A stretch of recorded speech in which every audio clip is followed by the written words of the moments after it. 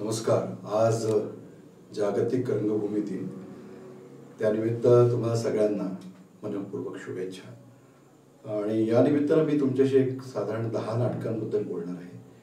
आणि त्यातली काही नाटकं, विशेषतः पहिली 2 नाटकं ही जागतिक रंगभूमीबद्दल ज्या वाखाणली गेली आहेत अशा स्वरूपाची नाटकं आहेत. आणि नंतर मराठी नाटकं, जी मराठीतली श्रेष्ठ नाटकं आहेत असं मला वाटतं. आणखीन एक गोष्ट मी मुद्दाम तुम्हाला सांगतो की माझा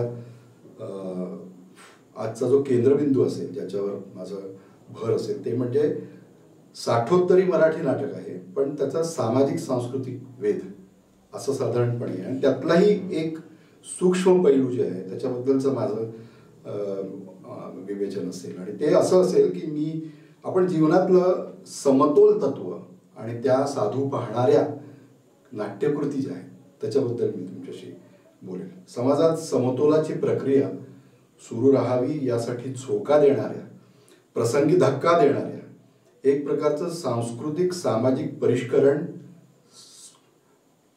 संशुद्धी, ज्याला रिफाइनमेंट असा आपण शब्द वापरतो, आणि सामाजिक परिष्करण आणि संतुलनी, रिफाइनमेंट, करेक्शन आणि इक्विलिब्रियम साधण्याची शक्ती असणाऱ्या नाटकांबद्दल मी या दृष्टिकोनातून बोलणार आहे.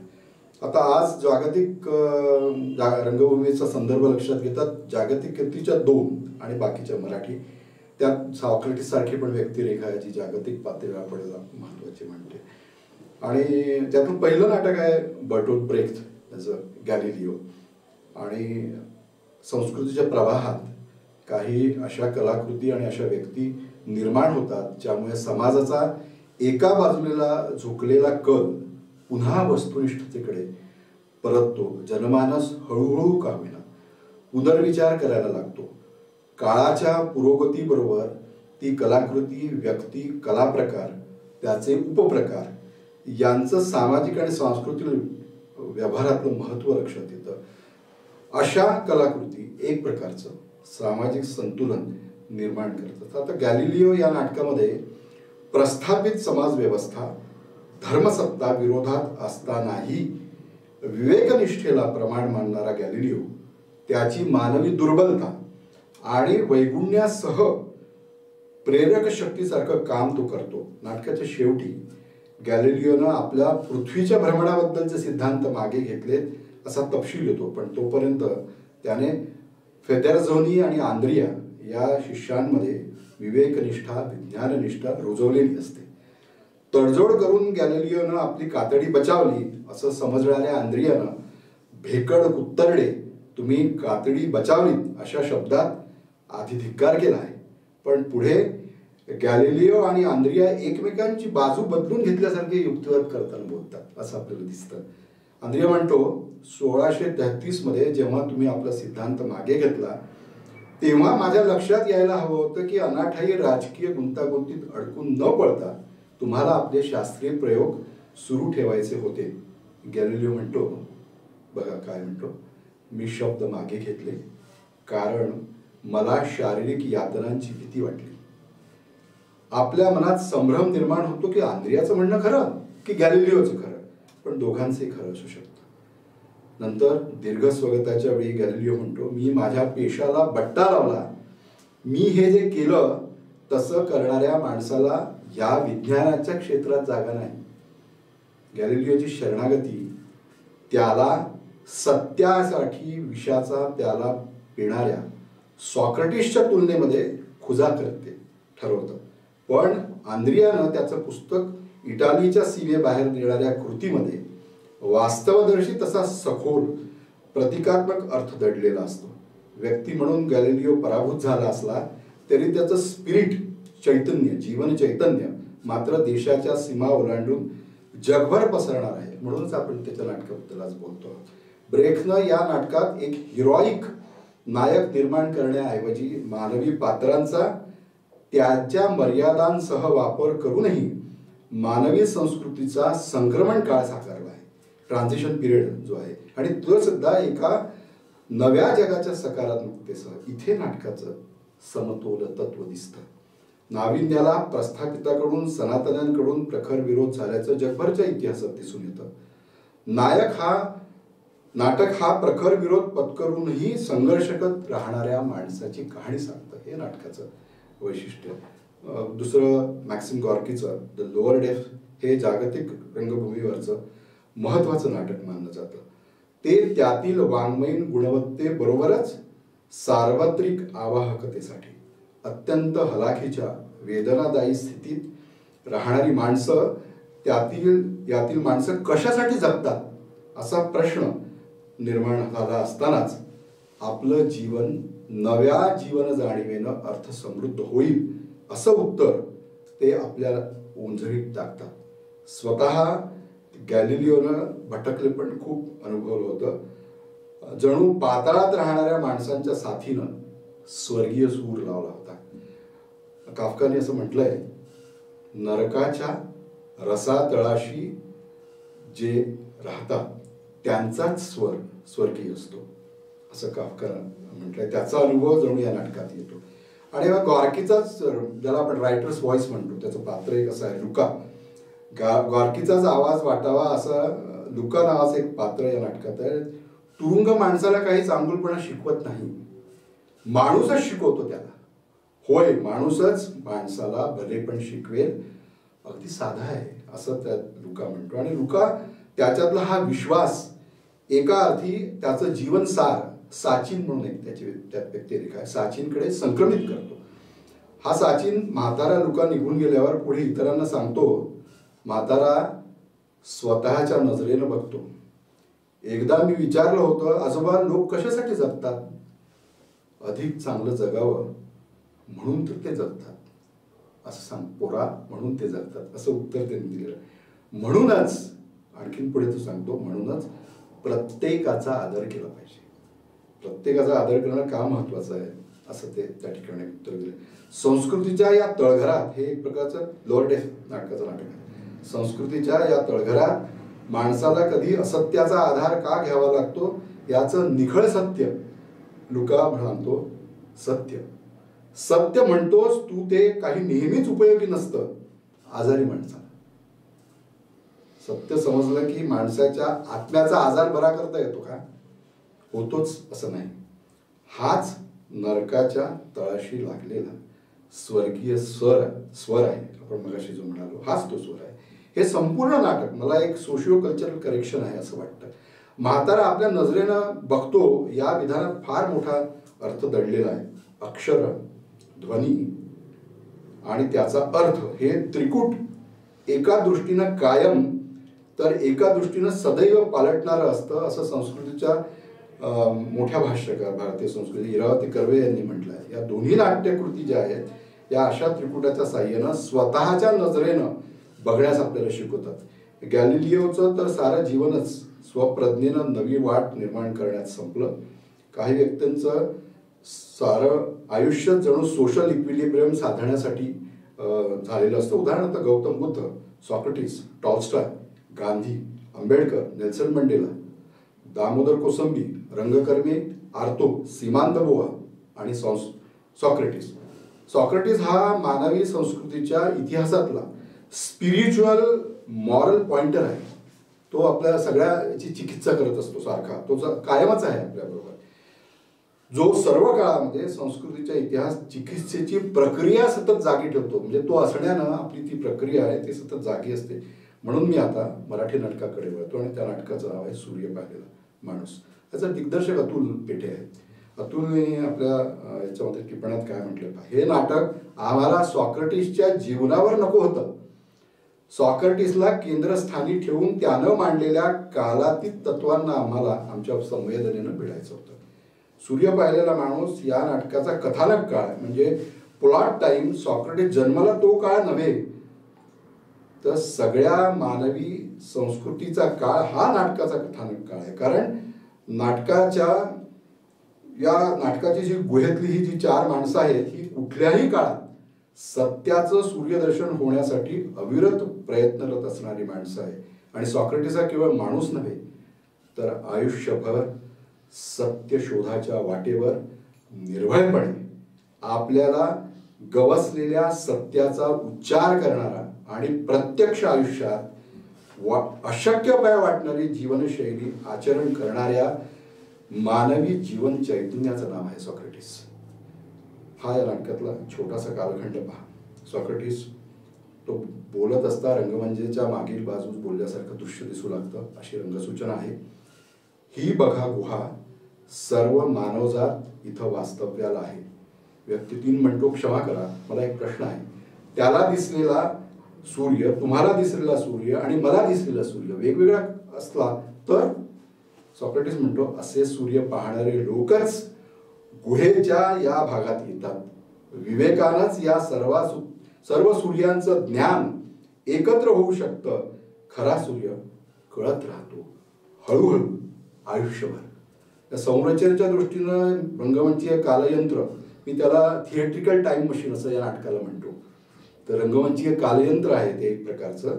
या नाटकाच्या सर्जन प्रक्रियेत सहभागी रंगकर्मींनी विकसित केलं आहे, जे मानवी संस्कृतीच्या कोणत्याही काळामध्ये अवगाहन करू शकतं. सॉक्रेटिस प्रतिवाद सुरू करतो, प्रेक्षक हे ज्युरी, अशी रंगसूचना त्याच्यामध्ये नाटककार देतो. तेव्हा प्रयोगातील संभाषण काळ, कथानक काळ आणि नाटकातील घटना कोणत्या क्रमानं घडतायत याचं भान देणारा अनुक्रमित काळ आणि कालातीतपण या साऱ्यांना कवेत घेत त्याचं नाटक पण जागं केलं जातं. एक प्रकारचा ब्रेक्थियन इफेक्ट पण त्या ठिकाणी आहे.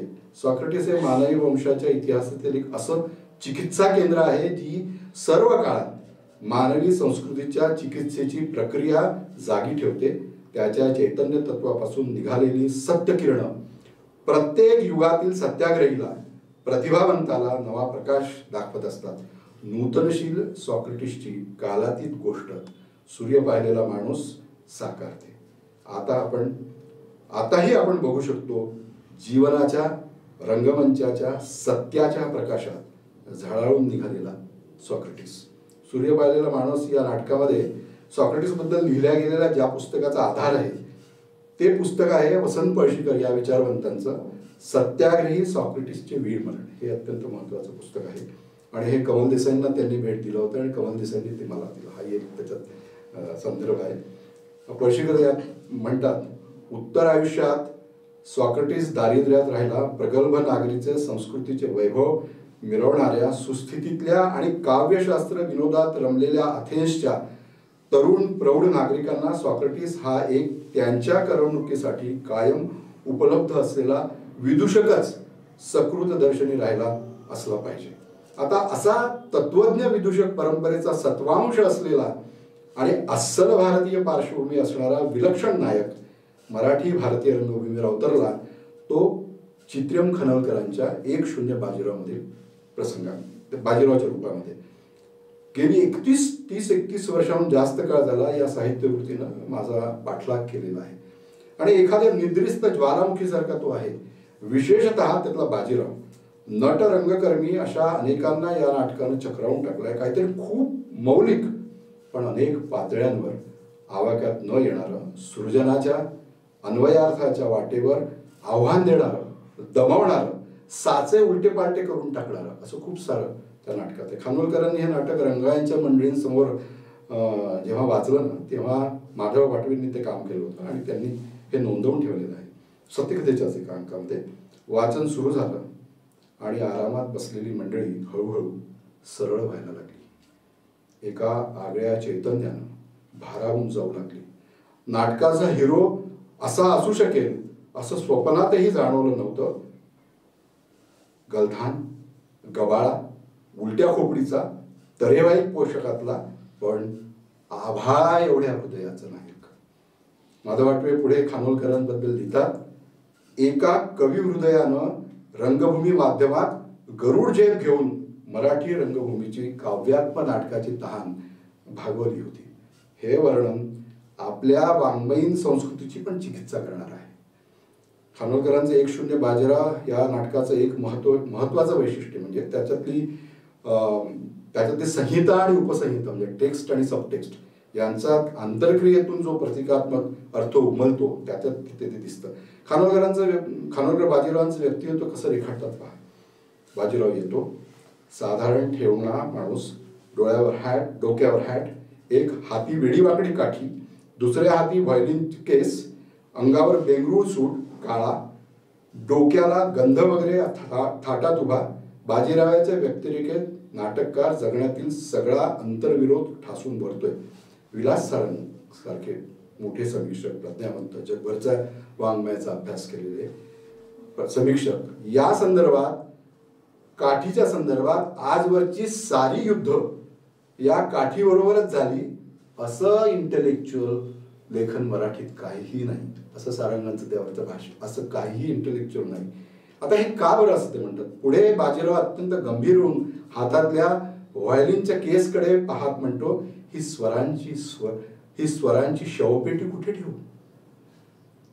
म्हणजे त्यातले सूर हरवले आहेत, मृत झालेले आहेत आणि आता ही पेटी सर्वच हरवलेल्या जीवन प्रयोजनांची, आठवणींची, स्वप्नांची वाहक होते. आणि त्या काठीबरोबर युद्ध झाले म्हणजे काय, वेगवेगळ्या वेड्या वाकड्या काठीतून तिचे जुनाटपण, त्यातील रूढी प्रधानता, पारंपरिकपण, जीर्णत्व हे सगळंच उलगडत जातं. आणि त्याचं बाजीरावाचे वस्तू म्हणजे प्रॉपर्टी, रंगमंच सामग्री आणि त्याचं व्यक्तिमत्व याच्यात एक अद्वैत आहे, आत्मिक नातं आहे. नेपथ्य आणि या वस्तू या व्यक्तिमत्वाचा विस्तार करतात. बाजीराव हे सगळं बोलत असताना ना त्याच्यावर एक निळा मंद प्रकाश आहे, म्हणजे ईश्वराची वस्ती असलेल्या अवकाशाचा रंग. आता बाजीरावाचं सगळं जे बोलणं आहे हे विश्वरहस्याच्या, निर्मितीच्या, जगण्याच्या, प्रहसनाच्या पातळीवर जातं. कारण निळ्या रंगात न्हाऊन निघालेला बाजीराव स्वतःशी बोलतानाच ईश्वराशीही बोलत असतो. तो एक प्रकारचा डबल डिस्कोर्स आहे. आपण देवमाशाच्या शिंगावरून सलाम ठोकला ईश्वराला, या आशयाचं पुढे आलेलं विधान या अन्वयार्थाची पुष्टी करतं. 1-0 बाजीराव या नाटकामध्ये नाटकात नाटक आणि नाटकातील नाटक म्हणजे गर्भनाटक आणि त्यांच्या अंतर्क्रियेतून मोठा जीवनाशय सामर्थ्य तो श्याममनोहर असा आहे. मी श्याममनोहर शब्द काळजीपूर्वक वापरतोय. हा श्याम मनोहर ट्रॅजिक, ब्लॅक आणि कॉमिक याचं माझं भाषांतर आहे. मी श्याममनोहर का वापरतो हे आपल्या लक्षात आलं असेल.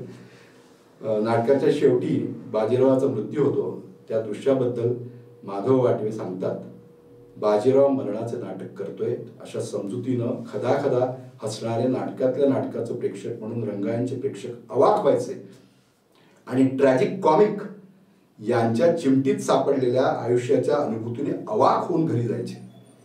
इथेही सामाजिक सांस्कृतिक भाष्य आहे. आपल्या सांस्कृतिक सामाजिक व्यवस्थेचं एक अंग असणाऱ्या नाट्यकलेवरचं भाष्य म्हणूनही 1-0 बाजीराव वाचता येतं. आणि ही बहुतेक भाष्ये बाजीरावानंच उच्चारलेली आहेत. जसं बाजीराव म्हणतो, स्वतःला विसरण्यासाठी खुंट्यांवरचे कपडे घालून आणि स्वतःला खुंट्यांवर टांकून ती माणसं नाटक तिकीट बिकीट काढून बघायला येतात नाटक आहे. आणि आपल्या वाचिक अभिनयाबद्दलचं भाष्य वाटावं असं पण वाक्य त्याच्यात आहे. बाजीरावचा उद्गार आहे, शोकनाट्यातला शब्द आणि शब्द खड्यासारखा प्रेक्षकाला लागून त्याच्या डोळ्यातून घळाघळा पाणी निघालेच पाहिजे. 1-0 बाजीरावचा प्रयोग हिंदीमध्ये अभियान या संस्थेतर्फे सादर करण्यात आला आणि बाजीरावाची भूमिका होती हिंदी रंगभूमी आणि चित्रपट क्षेत्रातील विख्यात नट TP जैन यांनी. त्यांनी नोंदवून ठेवलंय की बाजीरावाच्या या भूमिकेनं दिलेल्या आव्हानाचा नट म्हणून माझ्या आयुष्यात एक विशेष अर्थ आहे. या भूमिकेतून मला स्वतःचा शोध लागला, मला माझ्या मर्यादा समजला, माझ्या उणिवांबद्दलची जाणीव झाली, माझ्यातला नट साचेबंद होऊन लागला होता. तेव्हा बाजीराव एकदा संजीवक शक्तीसारखा माझ्या समोर आला. बाजीराव ही संजीवक शक्ती तुमच्या माझ्यासारख्या आस्वादकांसाठीही आहे.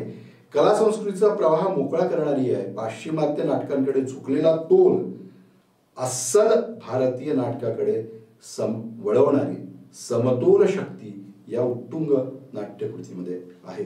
आणि पूर्व पश्चिमेला गवसणी घालणारी सार्वत्रिक आवाहकताही बाजीरावनं आकाशाचं भिडणारं गहिरेपण जे आहे तेही TP जैननी सांगून ठेवलं आहे. ते म्हणतात, बाजीराव मला एक शोकातूर विदूषक वाटत नाही, तो खरा नट आहे.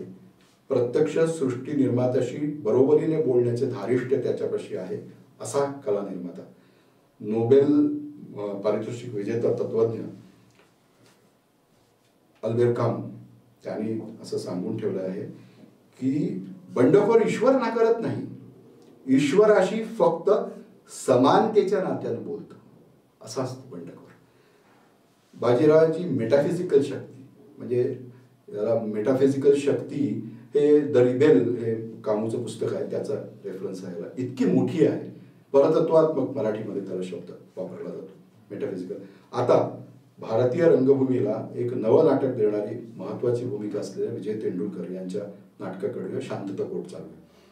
या नाटकाचा आपण विचार करू. समर्थ नाटककार असलेले आणि वरवर नेपथ्य विषय यात रंगसूचनेचंही तुम्हाला लक्षात येईल की किती गोष्टी एका रंगसूचनेचा.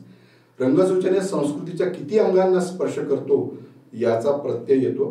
रंगसूचना अशी आहे, प्रकाश उजळतो तो एका ओक्या बोक्या दालनावर, दालनात एक तयार व्यासपीठ, एक दोन लाकडी खुर्च्या, एक खोके, एक स्टूल असे काहीवाही अडगळीत पडलेलं, एक बंद घड्याळ भिंतीला दिसते, काही पुढाऱ्यांच्या जुनाट तसबिरी, देणगीदारांची नावे असलेले लाकडी फलक, एखादे गणपतीचे चित्र दाराशी लावलेले, दार बंद, बाहेर चाहूल, हा सामंत, हातात कुलूप किल्ली, एक खेळण्यातला हिरवा कापडी पोपट, एक वस्तू.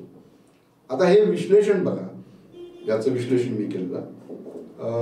आता हे नाटककारानं दालन ओके बोके असल्याची प्राथमिक सूचना दिली आहे. हा ओके बोकेपणा पात्रांच्या मनोवस्थेशी जोडला गेलेला आहे. भिंतीवरचं बंद घड्याळ बेणारेला आरोपी कल्पून सुरू झालेला जीवघेणा खेळ हे कोणत्याही काळात घडू शकेल हे त्याला सूचित करायचं आहे. आपल्या समाजाचं लघुरूपही या रंगसूचनेद्वारा सूचित केलेलं आहे. ते म्हणजे देणगीदारांच्या नावाचा फलक अर्थसत्तेचं, पुढाऱ्यांच्या तसबिरी समाजातील राजकीय आणि सामाजिक सत्तेकडे अंगुली निर्देश करतं, कुलूप किल्ली खेळण्यातला हिरवा पोपट आणि पुस्तक, या साऱ्यातून पुस्तक लिखित शब्दांची सत्ता, हिरवा पोपट, हिरवा कापडी पोपट दुसऱ्याने शिकवलेलं पटापट बोलणाऱ्याची आठवण करून देतो, पोपट घेऊन येणाऱ्या सावंतचं केविलवाणेपण आणि त्याच्यातलं इतरांचं प्रभुत्व इन्व्हर्टेड, आणि खेळण्यातला पोपट यातही अनेक अर्थछटा संक्रमित करणारा रूपबंध जाणवतो.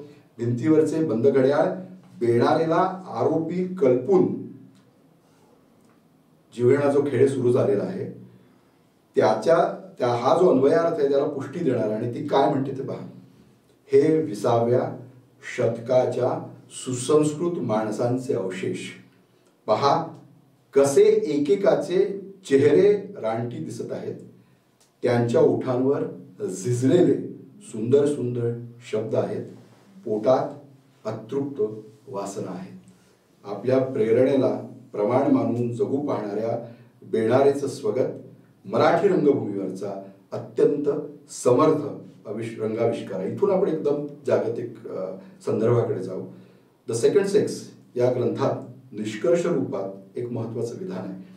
स्त्रीला मुक्त करणं याचा अर्थ तिला पुरुषाबरोबर एकाच नात्यात जखडून न ठेवता तिला बहुरंगी नातं प्रस्थापित करण्याचं स्वातंत्र्य देणं. स्त्रीला तिचे स्वतंत्र अस्तित्व मिळू द्या. तसे झाल्यास ती स्वतःसाठी तर जगेलच, पण पुरुषासाठीही जगणे बंद करणार नाही. स्त्री पुरुष दोघेही एकमेकांना क्रियाशील अस्तित्व मानू लागतील आणि त्याच वेळी एकमेकांसाठीही उरतील. होय, मला पुष्कळच म्हणायचं आहे. कित्येक वर्षात मी काही म्हटलंच नाही. हे विधान बेणारे या व्यक्तीचं विधान राहत नाही.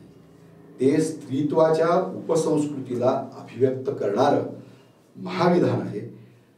तेंडुलकरांनी बेणारेचं स्वगत लिहिण्यापूर्वी दिग्दर्शक अरविंद देशपांडे चर्चेदरम्यान तेंडुलकरांना म्हणाले होते, ती बोलेल तो डिफेन्स असणार नाही, डिफायन्स असेल. पुरुषप्रधान संस्कृतीशी केलेला हा डिफायन्स म्हणजे एक मोठा सोशिओ कल्चरल करेक्शनचा उद्गार आहे. आपण सोशिओ कल्चरल करेक्शनकडे आलो. कलावंताची सर्जनशीलता केवळ महामानवाच्या गुणांची साधा गाथा गात नाही, त्याच्या व्यक्तिगत तसेच सार्वजनिक जीवनातील द्वंद्वावर, विरोधात्मक पैलूंवर, संघर्षांवर व प्रकाश टाकते. अजित दळवी यांचं गांधी विरुद्ध गांधी हे जे नाटक आहे हे त्याचं आहे. नाटकात मोहनदास करमचंद गांधी आणि त्यांचा सर्वात ज्येष्ठ मुलगा हरिलाल यांच्यातला संघर्ष चितारला आहे.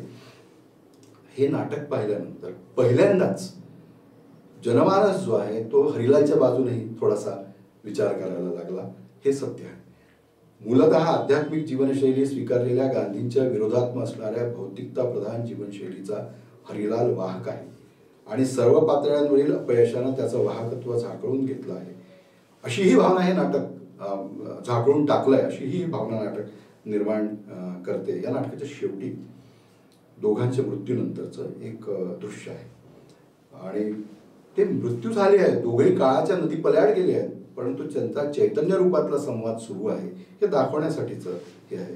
नाटककार रंगसूचना देतोय इथे, दोघेही चर्चेच्या नव्या फेरीसाठी निघतात. आता याच ठिकाणी संहिता संपते, पण नाटक आणि हरिलाल आणि महात्मा यांचा संघर्ष मात्र तुमच्या आमच्या मनात सुरू असतो. यात गांधी हरिलाल यांची तुलना नाही, तुल्यबळतेचा विचार तर नाहीच नाही, पण अन्य दृष्टिकोनाची तितकीच यथार्थता, व्हॅलिडिटी असं मानणं हा खरा मुद्दा आहे. आणि यातच संस्कृतीच्या कलाकृतीच्या समतोल तत्व जे आहे ते इथे अनुसूत आहे. दळवी यांचंच रधो कर्वे यांच्या जीवनावरचं नाटक आहे समाज स्वास्थ्य नावाचं. हे पण सोशिओ कल्चरचं अधिक प्रखर उदाहरण आहे. रधो कर्वे अजूनही आपल्या सामाजिक सांस्कृतिक इतिहासात दुर्लक्षितच राहिले आहे. या तत्वनिष्ठ, निस्पृह, विवेकनिष्ठ, प्रखर, बुद्धिवादी, कर्तव्य कठोर, संस्कृती चिकित्सक आणि समाज सुधारकाची सुयोग्य दखल आपण अजूनही आपल्या समाजाने घेतलेली नाहीये. या नाटकातील कथानक काळ हा साधारणपणे 1930 ते 1953 असा असला तरी ते जितकं त्या काळाचं नाटक आहे तितकंच ते आजच्याही काळाचं नाटक आहे. एकूण संपूर्ण नाटकात एकाच वेळी 2-3 स्तरांवरचा संवाद, कम्युनिकेशन डिस्कोर्स जो आहे 2-3 स्तरा, एका पातळीवर असतो तत्कालीन काळ, तर दुसऱ्या पातळीवर कार्यरत असतो आताचा काळ आणि त्याचा अन्वयार्थ. तिसरा लेखकाचा आणि दिग्दर्शकाचा प्रज्ञेचा डोळा असतो त्यातल्या कालातीत मूल्यांवर. हे प्रत्येक प्रसंगात घडवून आणणं शक्य नसतं, परंतु नाटकांची संरचना करताना नाटककारांनी आणि त्याची रंगमंचीय संरचना निश्चित करताना दिग्दर्शकांना सर्जनशील रचना अशी केलेली आहे की सजगता आहे ती सर्जनशील सजगता. या प्रसंग निवडीतच कलात्मक सौंदर्य आणि समाजभान दडलेला आहे. व्यभिचाराचा प्रश्न या लेखकाच्या संदर्भात अटक करण्यासाठी साथीदारांसह आलेले पोलीस इन्स्पेक्टर आचरेकर त्यांच्याबरोबर पोलीस ठाण्यात एकटे असतानाही संतती नियमनाबद्दल निर्मलाबाईंना मार्गदर्शन, तू घरीच राहा असं सुचवणारे रधो, ते पोलिसांबरोबर निघाले असताना त्यांच्या कामाची मौलिकता न समजल्यानं त्यांची हुर्य उडवण्यासारख्या माणसांचे आवाज आणि त्याच्या अगदी विरोधात्मक असा आमच्यामध्ये तर म्हणल्या होत्या का लई चांगलं लिहितात तरी अटक, अशी त्यांच्याकडची मोलकरणी म्हणते. हे सगळं ही जी वाक्याची रचना आहे याच्यातून ह्या नाटकाचा गाभा सुरुवातीलाच प्रेक्षकांच्या ध्यानात आणला जातो. मालतीबाईंचं आजारपण आणि तरीही त्यांचं समर्पण भावनेनं रधो बरोबर समाजकार्यात सहभागी होणे हे सारं अत्यंत लक्षणीय आहे. पोलीस अटक करायला आले ते कळल्यानंतरही अस्वस्थ चित्त न होता आपलं अपूर्ण काम शांत चित्तानं करणारे रधो कर्वे यांची धीरोदात्त प्रतिमा या ठिकाणी आपल्या साकारते आणि ती आपल्या लक्षात येते. चर्चेच्या ओघात रधोंनी एक भविष्यदर्शी विधान केलं आहे आणि ते पहा तुम्ही कसं आहे. या कर्मठांच्या हाती पुढे कधी सत्ता आलीच तर प्रत्येकावर मठ्ठपणाचा काही थर असलाच पाहिजे असा कायदाच करून घेतील. या जात धर्मव्यवस्था भारतीय समाज हा आपल्या अभ्यासाचा विषय आहे असे सांगणारे डॉक्टर आंबेडकर जातीभेद नैसर्गिक नसून सत्ता आणि हितसंबंधातून निर्माण झाले आहेत. या रधो कर्वेंच्या समाज स्वास्थ्य या नियतकातील लेखाला अत्यंत महत्वपूर्ण म्हणून दाद देतात. हे पण त्याच्यात गुंफलेलं आहे.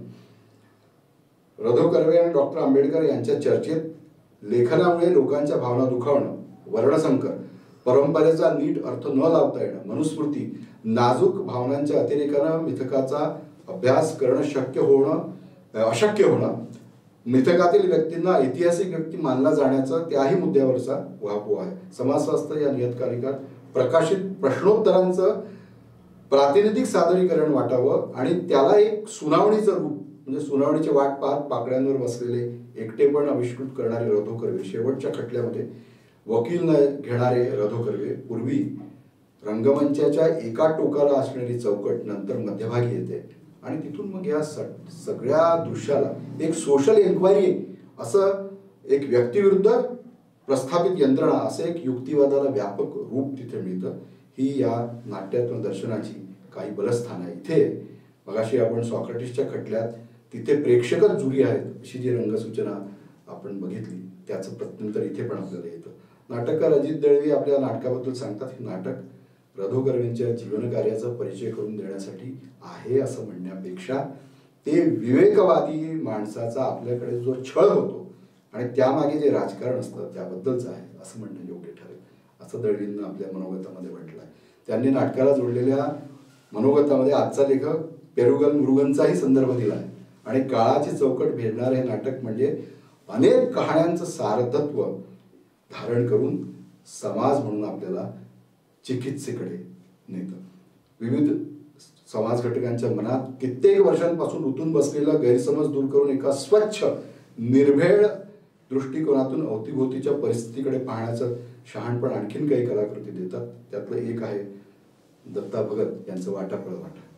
आता ही एक अशी लक्षणीय कृती आहे की आंबेडकरी प्रबोधनानं भारलेल्या 3 पिढ्यांमधील संवाद सांस्कृतिक चिकित्सेच्या पातळीवर जाणारा तर आहेच, पण या भूमिकांच्या पल्याड एक सहृदय विश्लेषकाचा दृष्टिकोन महाराष्ट्रातील विचारमंथनासाठी एक तो तयार करतो. हे नाटक हे या नाटकाचं महत्त्वाचं वैशिष्ट्य आहे.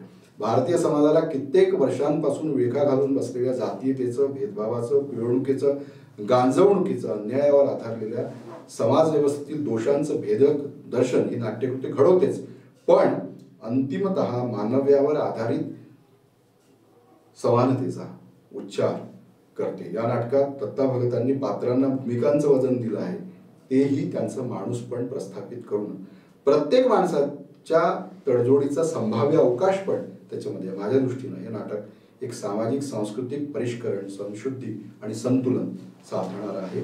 आणि हे नाटककार मुख्यत्वे आपल्या पात्रांच्या वैचारिक द्वंद्वातून, त्यांच्या जीवनशैलीतून साधतो. आपल्या भूमिकेपल्याडही जीवनसत्य असू शकतं. प्रेम मला हवे त्या स्वरूपात असेल असा आग्रह धरण्यात अर्थ नाही. ते संरक्षकही असू शकतं, हे या नाटकातला अर्जुन सिद्ध करतो. म्हणूनच दलित कुटुंबातील सतीश गोडघाटे आणि ब्राह्मण कुटुंबातून आलेली हेमा या मिश्र संस्कृतीतून मानवीय संस्कृतीकडे वाटचाल करणाऱ्या दाम्पत्याप्रमाणे आपणही अर्जुनच्या मनात रुजवलेला मानव्यावर आधारित प्रेमाचा अंकुर जपला पाहिजे, अशी ही भावना हे नाटक निर्माण करतो. प्रेमानंद गजवी यांचं किरवंत याच मालिकेमध्ये. या नाटकात उच्चवर्णीयांमध्ये ज्यांच्या वाटेला परंपरेनं अवहेलना, अपरंपार दुःख असं दोन्ही बाजूंनी दुर्लक्षित असा समाज घटक आहे, त्याच्याकडे नव्या दृष्टीनं बघणं उद्युक्त केलंय. गजवी आपल्या नाटकाला जोडलेल्या मनातलं या लघुत्तम मनोगतामध्ये लिहितात, प्रश्नोप्रश्नांच्या भोवऱ्यात मन गरगरून गेलेलं 700 वर्षांची मराठी साहित्याची परंपरा, पण इतक्या वर्षात कोणत्या सारस्वताचं लक्ष स्मशान कार्य करणाऱ्या किरवंताकडे कसं गेलं नाही? कुणाच्याच घरी कधी काळी मर्तीक झालं नाही की कसं उलगडायचं हे गूढ? किरवंतमध्ये सिद्धेश्वर शास्त्री अगदी कडेलोटाची विखंडित मनोवस्था भोगतो आणि एका ठिकाणी उद्गारतो, वेदांनो, स्मृतींनो, पुराणांनो, तुम्ही मला फसवलं, मला कावळा केलं.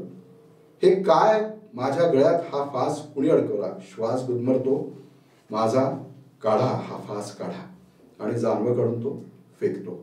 मृत्यूपूर्वी त्यानं केलेली ही कृती आयुष्यभर त्यानं अंतर्मनात बाळगलेल्या खोलवरच्या वेदनेचा पिळवटून टाकणारा उद्गार आहे.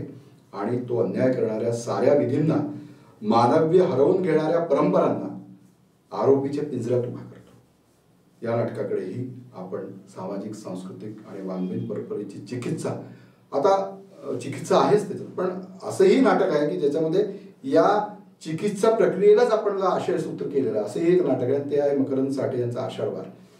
या नाटकात कालखंड आहे मृच्छकटिकार शूद्रक, शाकुंतलकार कालिदास याच्यापासून कालखंडात अगदी अलीकडचे आषाढकातील लिहिणारे मोहन राकेश आणि अगदी आजचा तरुण नाटककार म्हणून त्याच्यामध्ये दाखवलेला सिद्धार्थ. खरे तर शूद्रक, कालिदास, मोहन राकेश आणि आजचा महत्वाचे लेखक दिग्दर्शक सिद्धार्थ ही ते 4 नाटकातली पात्र आहेत. हे 4 जण आषाढवार नावाच्या एका बारमध्ये भेटतात. याशिवाय त्यात येणारी अन्य पात्र म्हणजे दुष्यंत, चारुदत्त, मल्लिका, अनसूया, नटी, अंबिका, वसंतसेना, निवेदिता, शकुंतला, प्रियंवदा, नेहा, विदूषक आणि वेटर आता यात काळाची खूप सरमिसळ असल्यानं एकाच नटाने बहुविध भूमिका केल्या. उदाहरणार्थ धोतर आणि उपर्ण परिधान केलेला कालिदास एंट्री मात्र गॉगल लावून घेतो. विदूषक बार मधला वेटर बनतो. नटी शकुंतला वसंत सेना बनते. सूत्रधार वेटरमध्ये रूपांतरित होत पुढे पगडी डोक्यावरून काढतो ती आणि वेटरची टोपी घालतो. असं सगळं त्या नाटकाचे दिग्दर्शक आहे चंद्रकांत कुलकर्णी. ते म्हणतात या नाट्यप्रयोगात एक काळाबरोबरचं फ्युजन खेळलं जातं. मराठी, इंग्रजी, हिंदी, संस्कृत आणि उर्दू भाषांच्या वापरामुळे या फ्युजनला एक मिश्र संस्कृतीचं रूप आलं आहे आणि ही सगळी पात्र संस्कृती, ज्ञान, नाट्य परंपराचा आपापल्या दृष्टिकोनातून अर्थ लावतात. एका अर्थी परंपरा तासून काढतात. साहित्यकृती आणि लेखकाच्या साहित्यसृष्टीचं विश्लेषण करतात. त्यात एक समीपन्यास म्हणजे जक्स्टापोजिशन पण आहे साधलं जातं. त्यातून मग उमललेल्या नव्या प्रकाशात हे सगळं बघितलं जातं. तुम्ही हे सगळं एकत्रित बघा, दोन काळातलं वेगळं वेगळं, आणि मग ते एकत्र पहा, त्याला जक्स्टापोजिशन केलं जातं. आणि याच्यातनं मग कालावकाशाची आंतरक्रिया खेळवली जाते. यातनं एक नवाच उदाहरणार्थ सूत्रधार गटे नावाचा जर्मन लेखकही कालिदासाचं शाकुंतल डोक्यावर घेऊन नाचला म्हणतात. मग नटी म्हणते जर्मनांनी इतरांच्या ज्ञानपरंपराचा कायमच आपल्या परीने वेगवेगळा अर्थ लावला. ते जागतिक रंगभूमीच्या दिनी हे सगळं जाणून घेणं फार महत्वाचं आहे आणि योग्य पण आहे. सूत्रधार म्हणतो मी काय सांगतो ते दुसरे लेखक आहेत ना, चिरूट आणि चष्मावाले, ते आहेत मोहन राकेश. 1960-70च्या दशकात ज्यांनी भारतीय रंगभूमीची मुहूर्तमेढ रोवली त्यांच्यापैकी एक त्यांनी एक नाटक कालिदासावर लिहिलं, त्याच्या जीवनातील तिढ्यावर, आणि त्याचं नाव आहे आषाढ का एक दिन. तिथे तो मागे बसलाय, कालिदासाच्या थोडाच आधीचा असावा, शूद्रक. त्याच्या नाटकात केवळ राजे रजवाडे आणि त्याची प्रेम, महाभारत आणि रामायण अशा गोष्टी येत नाही, तर त्यावेळेस समाजाचा एक छेद येतो, राजकारण येतं. आणि हा आपल्या ओळखीचा लेखक दिग्दर्शक सिद्धार्थ फार पूर्वीच्या कालिदास शूद्रकाचा काउंटरपार्ट. वर्गवारी झाली तर आजच्या वेळेच्या तेंडुलकर, एलकुंचवार आणि आळेकरांसारखा असं पण त्या नाटकामध्ये विधान आहे. कुठून कुठे नाटक जातं. कालिदासाची अशी अवस्था झाली ती होती राजकारणामुळे, आणि याची म्हणजे सिद्धार्थाची अशी अवस्था झाली ती मार्केटमुळे. कालिदास, शूद्रक, मोहन राकेश आणि सिद्धार्थ यांचा संवाद जेव्हा सुरू होतो की संवादाने सांस्कृतिक सामाजिक चिकित्सेला आणखीनच धार चढते. शूद्रक मोहन राकेशला म्हणतो मोहन काय नाटक लिहिलंय कालिदासावर. शेवटी क्षितिजा पार निघून जाणारा, नियतीनं हतबल केलेला महानायक कालिदास, आणि या कालिदासाचं दुःख या सिद्धार्थाचं दुःख, ते कुठून कुठे कनेक्ट झालंय. तो माझ्या काळातल्या या कालिदासाचं दुःख, या सिद्धार्थाचं दुःख, का दुःख मिरवण्याची हौस, त्याच्यावर मोहन राकेश उत्तर देतात, शूद्रका मी नाटक लिहिलंय ते माझ्या काळातल्या परिस्थितीचं रूपक म्हणून. लेखकांना कशा प्रकारे राजकीय सामाजिक आव्हानांना सामोरं जावं लागतं ते मांडण्यासाठी मुळात ते एक रूपक आहे, सार्वकालिक. शूद्रक त्याच्यावर म्हणतो माणूसच कशाला, कालिदासाचा निसर्ग सुद्धा कधी रौद्ररूप धारण करत नाही. तो गोडगोड पावसात प्रेमिकांना भिजवतो फक्त. त्याची विरोध बुद्धी पण कायम वृद्ध असते. कधी बोचरा, उपद्रवधिक आणि विसंगतीवर बोट ठेवणारा असतो. आणि मग सिद्धार्थकडे पाहत म्हणतं, आणि हा तुझी सिनेमाची दृष्टी आणि भारतीय संस्कृतीकडे एखाद्या संग्रहातल्या निजलेली वस्तू असल्यासारखी एखाद्याची नजर, तशी तुझी नजर आहे. शूद्रकाचा युक्तिवाद ऐकल्यानंतर मात्र मोहन राकेश याचं मतपरिवर्तन होतं आणि ते म्हणतात, शूद्रक म्हणतो ते मला पूर्ण मान्य आहे. मी तुझ्यावर लिहिलेलं नाटक, कालिदासाला मी तुझ्यावर लिहिलेलं नाटक इथं कमी पडलेलं. सामाजिक, सांस्कृतिक, ऐतिहासिक दृष्टिकोनांच्या परिष्करणाची प्रक्रिया समाजात सुरूच असते आणि त्यालाही नाट्यरूप देणारी नाटकं मानवी संस्कृतीच्या इतिहासात भर घालत असतात, संस्कृतीच्या इतिहासात भर घालत असतात. कलावंत सृजनात्मक स्वातंत्र्य कधी कधी इतकी अनपेक्षित झेप घेतं की ते माणसाला सुचलंच कसं असं वाटत, असा प्रश्न आपल्या मनात निर्माण होतो. विठ्ठल रुक्माईच्या संवादाची गोष्ट आपल्या मनात इतकी रुजलेली असते की रुक्माई आणि तुकोबाची पत्नी आवली यांचा संवाद हा कल्पना पण आपल्या मनात येत नाही. लेखक दिग्दर्शक प्राजक्त देशमुख यांचं संगीत देवबाभळी हे नाटक अशा अनोख्या संवादाचं नाट्यरूप आहे. रुणा ढेरे या नाटकाबद्दल म्हणतात, प्राजक्तने जे पकडले ते फक्त दोघींचं नसून कित्येक शतकांचं, युगाचं आणि जगातल्या प्रत्येक बायकांचं आहे. समर्पणानं काय निर्माण केलं? एक दुःखाचा सूर आहे जो उमटला नाही, कित्येक शतक जो दबलेला आहे, तो नेमका काढला आहे प्राजक्तनं. न संपणारी युगायुगाची स्त्री जन्माची कहाणी इथे. होय, मला खूप म्हणायचं होतं, कित्येक वर्षात मी काही म्हटलंच नाही. हे शांतता कोर्टचं जे मगाचं विधान आहे ते तुम्हाला इथे जोडून घेता येऊ शकतं. आणि बेडाऱ्याचा तो स्वगतातला अंश तुम्हाला आठवला की आणखीन एक अर्थ याचा उलगडतो. हा तरुण नाटककार आपल्या नाटकाबद्दल सांगतो, एक संसार करत अध्यात्म हा जो परमार्थ तुकोबा करू पाहत होते, खरा तो उमगला आणि जगला आवडीनेच. म्हणूनच ती तुकोबांना हवी ती मोकळीक देत नेटाने संसार करत राहिली. म्हणजे आवलीने एका प्रकारे संसाराच्या एका कोनाड्यात एक वीट ठेवलीच होती. तिने स्थान दिलंच होतं.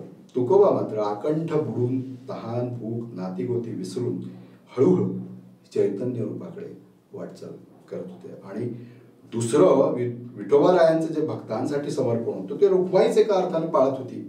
कारण भक्तांसाठी विठोबाराय जे करू पाहत होता ते तीच करत होती. बरं, या सगळ्यांची कुठे वाच्यता नाही. आवलीनेही तिचा एक स्वतंत्र भक्ती मार्ग निवडला होता. तो कुठल्याही भक्ती संत परंपरेतल्या तत्वज्ञानापेक्षा कमी नाही. दुसऱ्या बाजूने विचार केला तर यात लौकिक अलोकाचाही संवाद आहे.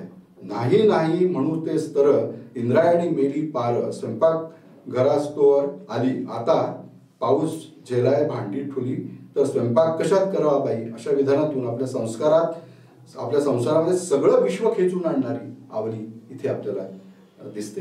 त्यानंतरची रंगसूचना पहा. लखुबाई म्हणजे रुक्माई आत येऊन तिचा हात धरून तिला शांतपणे बाहेर नेते. सगळीकडे निळाशार पाऊस रंग. पुढे लखुबाई आवलीला समोरासमोर उभं ठेवून विचारते, शेवटचं पावसात कधी भिजली होती. माणसातलं देवपण आणि देवपणातलं माणूसपण याचीही एक सतत आंतरक्रिया नाटकातून बोलवली येते. पुरुषप्रधान संस्कृतीमध्ये उपसंस्कृती मानल्या गेलेल्या स्त्रीच्या मनोविश्वाला नाट्यकृतीमध्ये प्रधान स्वर बनवणं हे पण सामाजिक सांस्कृतिक कोर्स करेक्शन आहे. खरं तर हे डिस्कोर्स करेक्शन आहे. स्त्रियांचा जो डिस्कोर्स आहे त्याचं हे करेक्शन आहे. तुकोबा आवली आणि सॉक्रेटिस आणि झांटिपी या जर जोड्या मनात उभ्या राहिल्या तर कित्येक आंतरसंहितांचा झंकार आपल्या मनामध्ये निर्माण होतो. खास आपल्या भाषिक संस्कृतीमध्ये कलाकृती कशी वैश्विक होत जाते याचे आणि जागतिक रंगभूमीच्या दिनी हे जाणून घेणं अधिकच समर्पक आहे. आता याची विवेचनातलं शेवटचं नाटक आणि ते आहे महेश एलकुंचवारांचं युगांत ही त्रिनाट्यधारा. इथं पार्श्वभूमीला विश्लेषण केलेल्या आषाढबारमधले एक विधान पार्श्वभूमी त्या नाटकातले मोहन राकेश सिद्धार्थला म्हणतात, असे तुझे एक पूर्वसूरी आणि माझेही आवडते लेखक महेश एलकुंचवार हेही आतल्या जगात खोलवर जाण्याचा दावा करतात, पण तो बाहेरचं जग न टाळता त्याचे बाहेरचे संदर्भ ते नजरेआड कडत नाहीत, नाकारत नाहीत. माणसाचा अंतस्वर कायम ठेवून समष्टीचं गाणं रचणं दिव्य असतं आणि त्रिनाट्यधारा हे नाटक हे साधतं. वाडाची रेवंती ते युगांत यात एलकुंचवारांनी भोवताली होणाऱ्या सामाजिक सांस्कृतिक स्थित्यंतरासह नैतिक, आर्थिक, पर्यावरणात्मक, अतिभौतिक, सृष्टीविषयक प्रश्नांचा वेध घेतला आहे. त्यांची सगळी जीवनदृष्टी, विश्वबोध, पराग ही त्यांची व्यक्तिरेखा धारण करते. या मानवतावादी जीवन अनुगामी जीवनसृष्टीचं पराग सिंचन करणार आहे. पराग द लोअर डेप्थमध्ये प्रत्येकाचा आदर केलाच पाहिजे ही म्हाताऱ्या लुकाची जीवन जाणीव परागमध्ये सुद्धा जीवनाभावातून संक्रमित झाल्याचं आपल्याला दिसते. तिथे आपण पोहोचतो. आता युगांताच्या प्रारंभी रंगसूचना आहे, काळ उद्या किंवा भविष्य काळात केव्हाही. याला कैफियत या एकांकिकेतला त्यांच्याच कैफियत ही त्यांची एकांकिका आहे. त्यातला राजेश्वर जो आहे तो काय म्हणतो पहा, एखाद्या खोल गुहेत मी जाईन, आतून एक प्रचंड दगड विवरावर लावेन, माझा शेवटचा श्वास इथंच. तर घराचा दिंडी दरवाजा शेवटी सताड उघडून टाकणारा विश्वबंधू पराग म्हणतो, खूप मिळालंय मला, मन काठोकाठ भरून जाईल इतकं मिळालं. आता काळाच्या अंतापर्यंत हे वाळवंट मी आनंदानं एकटंच जाऊ शकतो. हा उन्नयन प्रवास आपण सामाजिक सांस्कृतिक दृष्टिकोनातून सोशिओलॉजी ऑफ कल्चर या नव्या ज्ञानशाखेच्या प्रकाशात बघू शकतो. ही एक नवीन ज्ञानशाखा आहे, खूप आता विकसित होत जाते. वाङ्मय निर्मितीबद्दल ना एक कनेरी इन द कोलमाइन नावाचा एक सिद्धांत आहे. याच्यामध्ये काय होतं, या सिद्धांताचा अर्थ काय की पूर्वी कोळशाच्या खाणीमध्ये काम करायला उतरणारे जे मजूर असायचे त्यांच्याबरोबर एक ते साळुंकी असायचे, आणि खाली उतरलं आणि जर विषारी वायू असेल तर ती साळुंकी गुदमरू लागायची, आणि मग त्या कामगारांना सूचना मिळायची की अरे इथे विषारू वायू आहे. ललित लेखकानं अशा प्रकारचं काम केलं पाहिजे, त्याला तडफडून जागा केलं पाहिजे, असं अमेरिकन कादंबरी आहे कुर्ट वॉनिगट नावाचं, त्यांनी असं म्हटलेलं. तर या नाटकांचा आपण विचार जो केला, हे एक प्रकारचा इशारा देणारी नाटके आहे, वॉर्निंग प्लेज आहेत, म्हणूनही या सगळ्या नाटकांचा वॉर्निंग प्लेज म्हणूनही विचार करता येतो. ही सामाजिक सांस्कृतिक वेधाची दुसरी संभाव्य दिशा आहे. आता अलीकडेच श्रुती पाशचा दिवस आपण साजरा केला. जी कविता आहे, हे एक पाऊल माझ्या आयुष्या इतकं नसून माझ्या अनेक जन्मांहूनही मोठं आहे. हे एक पाऊल माझ्या आयुष्या इतकं नसून माझ्या अनेक जन्मांहूनही मोठं आहे. हे पाऊल सतत पसरत जाऊन माझी संपूर्ण भूमी व्यापून टाकेल. आपण विचार केलेल्या सगळ्या या कृती आहेत, कलाकृती आहेत, या अशा भूमी व्यापून टाकणाऱ्या पावलांसारख्या आहेत. मी मात्र तुमच्या साक्षीनं उमटवू शकलो फक्त त्यातील काही शक्यतांचा अंगठा.